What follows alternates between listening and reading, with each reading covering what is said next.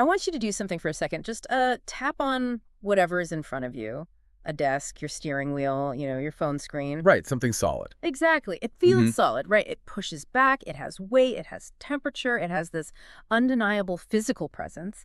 But now I want you to think about a daydream you had yesterday, or like a wish you have for the future. And tell me, which of those two things is more real? Well, I mean, common sense and honestly, the way we structure our entire global society Hmm. dictates that the desk is real. Right. The steering wheel is real. The bank account is real. Yeah. And the daydream, we just treat that as a fleeting imaginary whisk. We dismiss it as an illusion. Right. That is totally the default human operating system. But what if that operating system is completely like 180 degrees backwards? What if your job, your physical possessions, the literal ground you are walking on right now, what if all of that is actually the illusion? It's a huge shift in perspective. It really is. And what if your daydreams, your wishes, your internal consciousness are the actual bedrock reality of the universe? Today, we are jumping straight into a really dense, incredibly mind-bending philosophical text by Xu Feng. It's titled The Dialectical Relationship Between Reality and Illusion. It's a fascinating piece. It really challenges everything. It argues that everything we prioritize is basically a ghost, and everything we ignore is the actual foundation of the universe. Okay, let's unpack this. No. We really need to start with the foundational premise of the text because it fundamentally attacks materialism. Oh, it doesn't pull any punches at all. The text states right out of the gate that reality is, quote, real in name only, and illusions are illusory in name only. Which is just... Right, it's arguing that what we call reality, the physical material world, is actually the illusion. And what we call illusions, like the non-material world of thought, energy, and spirit, that is actually what's real. It says the non-material world is the foundation of the material world. And I was trying to wrap my head around this, and the best way I could visualize it is by thinking about a massive open world video game. Oh, yeah. A video game is actually the perfect framework for this kind of dialectic. Think about it. When you play a modern video game, you are looking at a screen. You see towering mountains, you see characters with shadows, you see rivers flowing, and within the context of the game, those things are the material reality. They seem entirely solid. Right. If your character walks into a wall, they bounce off of it. But we know sitting on our couches in the real world that those mountains and characters aren't actually real, they are just projections. The actual reality driving every single leaf blowing in that digital wind is the code. The invisible code, yeah. Exactly. The invisible, non-material lines of ones and zeros running in the background. The text is basically saying our physical universe is the screen, and our non-material consciousness is the code. What's fascinating here is how the text uses a dialectical approach to explain this relationship. Right. Because a dialectic isn't just, two things opposing each other. It's a dialogue between a thesis and an antithesis that combine to create a new, greater truth. A synthesis. So it's not saying the physical stuff isn't there at all. Exactly. The text doesn't claim the physical desk in front of you just doesn't exist. It acknowledges it as a presentation, a temporary rendering on the screen, to use your analogy. The physical world is the thesis. Your non-material consciousness is the antithesis. And the human experience is the synthesis. It's the code actively rendering the graphics. And it uses this beautiful, really evocative quote to put that physical rendering in its proper place. It says reality is, quote, like a dream, an illusion, a bubble, and a shadow. As dew and lightning, thus should you meditate upon them. As dew and lightning. I mean, consider the imagery there.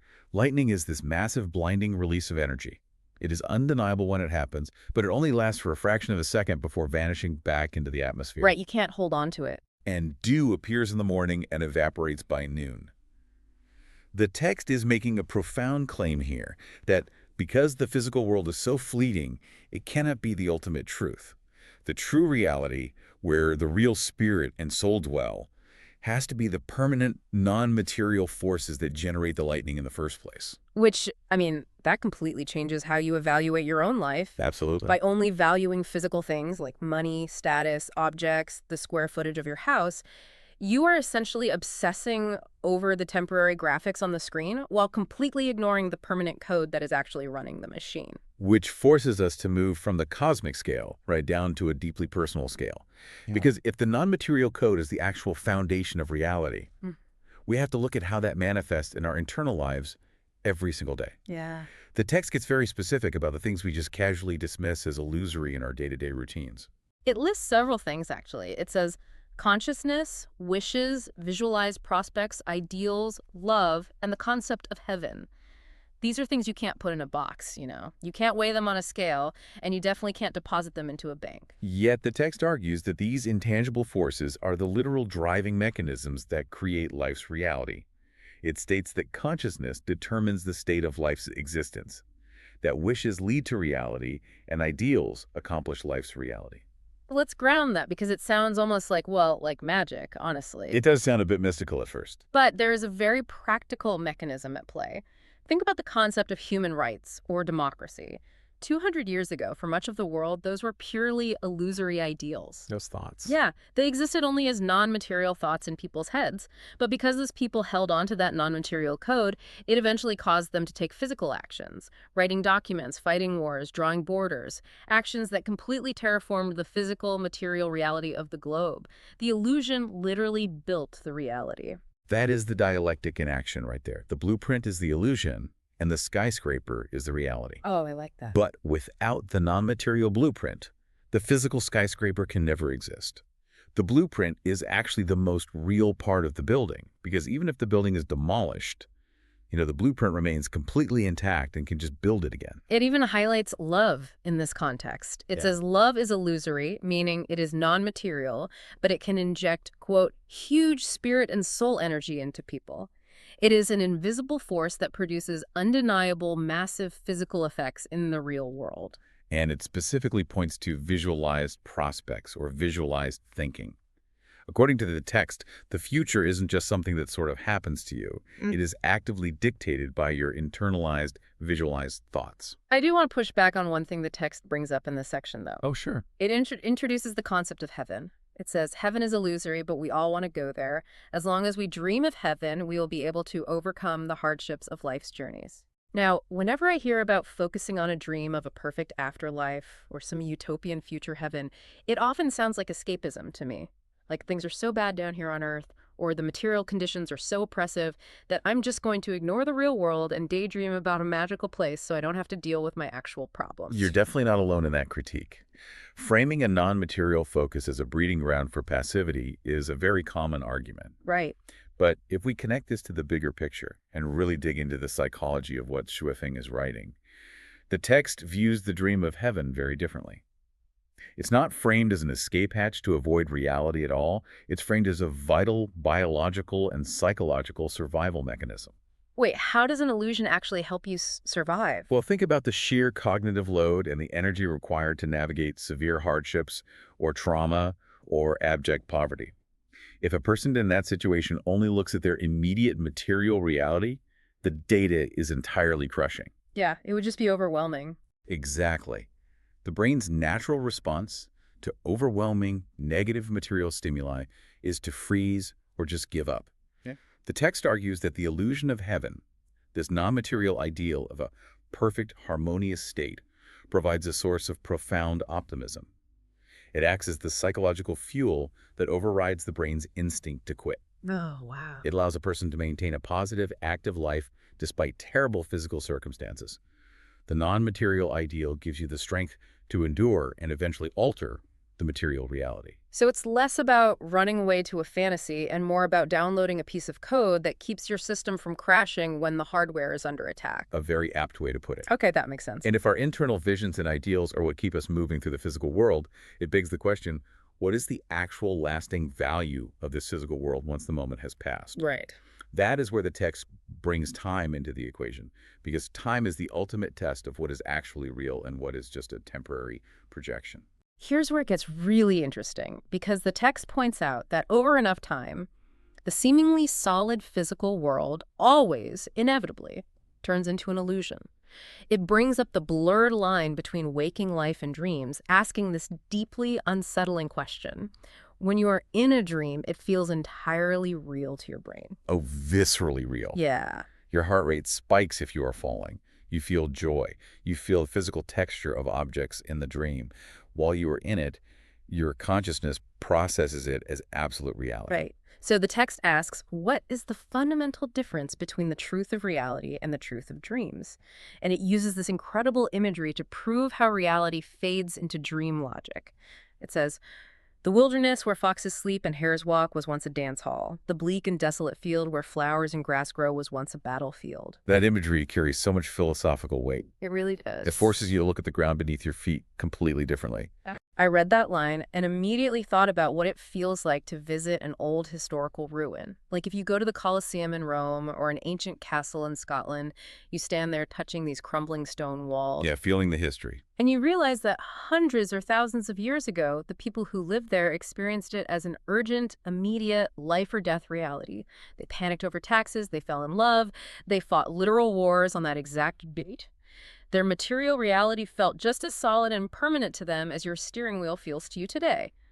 But now... Now it is just a tourist attraction slowly eroding in the wind. Exactly. It has faded into mist. Their absolute pulse-pounding reality has become a complete illusion to us, just a field where foxes sleep. And the text notes that the past always becomes an illusion, like smoke, while the illusions of the future will eventually evolve into reality. Which culminates in one of the most profound propositions in the entire source text.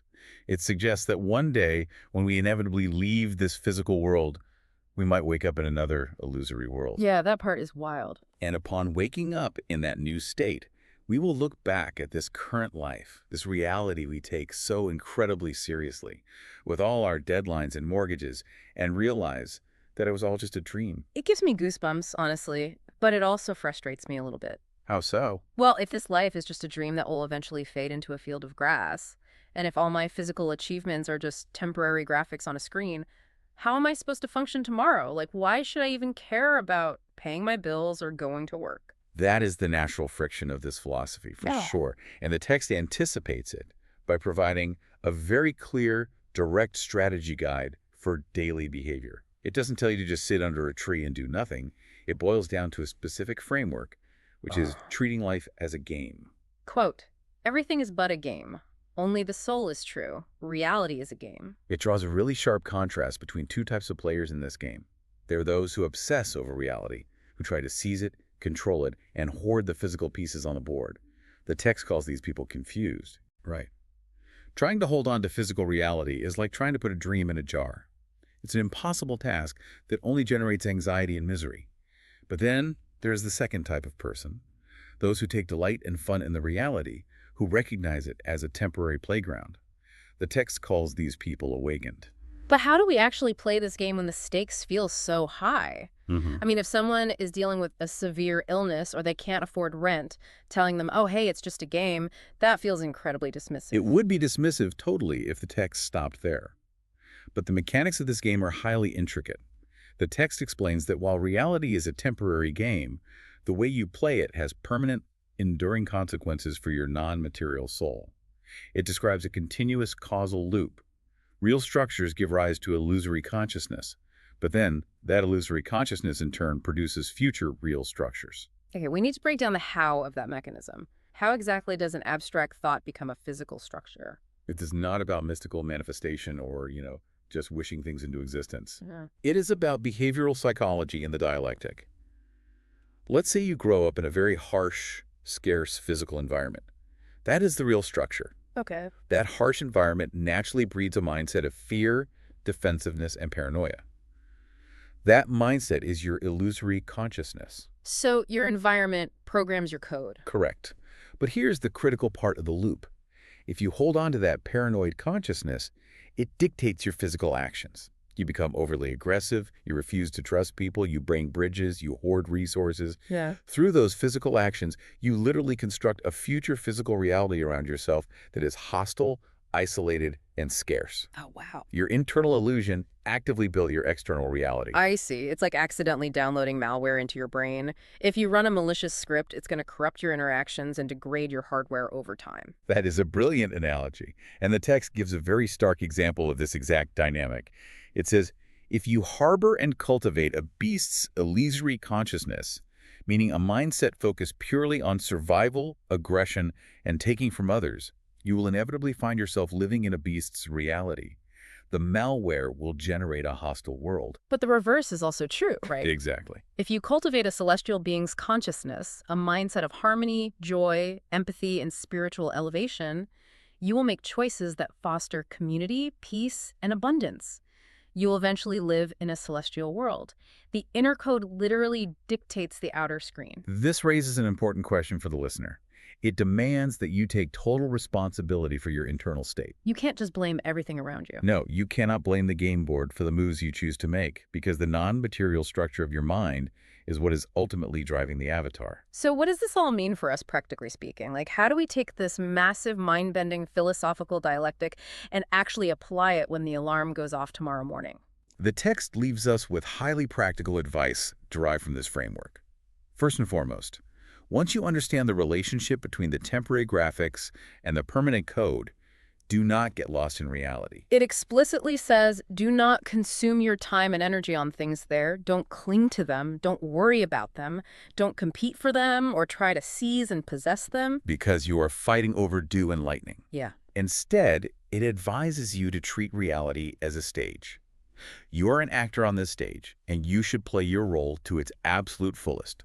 Engage with the world, go to work, build relationships, experience it all.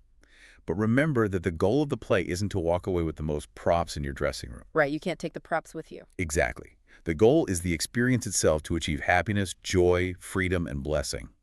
If you do that, the text considers your life successful, wise, and full. It's a complete redefinition of success, and it culminates in this beautiful final paradox in the text. It states, to own nothing is to have everything. Not to act is to act. By letting go of the desperate, exhausting need to control the physical illusion, you free up all of your energy to master your true, non-material self. You hold fast to the illusions, your ideals, your love, your celestial consciousness, and by mastering those, you actually master how you experience reality.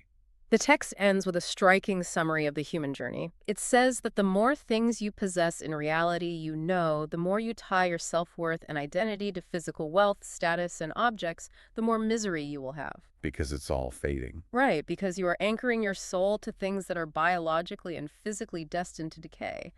It says a life lived that way is ultimately a tragedy. But conversely, the more illusory things that you possess, the more love you cultivate, the more spiritual energy you nurture, the stronger your celestial consciousness becomes, the happier and more affluent you will be. Because you are investing your limited time in the only assets that actually survive the test of time. The text says a life lived prioritizing the non-material will ultimately become a comedy. And it means comedy in the classical Shakespearean sense, right? A story that ends in joyous resolution rather than tragic loss. It is a remarkable, challenging way to view the human experience. It really forces us to reconsider the weight we give to our daily anxiety. Oh, totally. We spend so much of our limited time on Earth stressed, panicked, and obsessed with the heavy physical realities right in front of us. The desks, the steering wheels, the bank accounts. We treat the code like it's fake and the screen like it's everything. We really do. So if we take Sui-Feng's text seriously and accept the very real possibility that one day we will wake up from this life and realize it was just a temporary dream, it requires us to take a hard, honest look at our internal lives today. Take an inventory of the thoughts, the stress, the resentments, and the desires you are holding on to right now. Because if your consciousness is the literal code that is programming your future existence, what kind of dream are you actively coding for yourself right this second?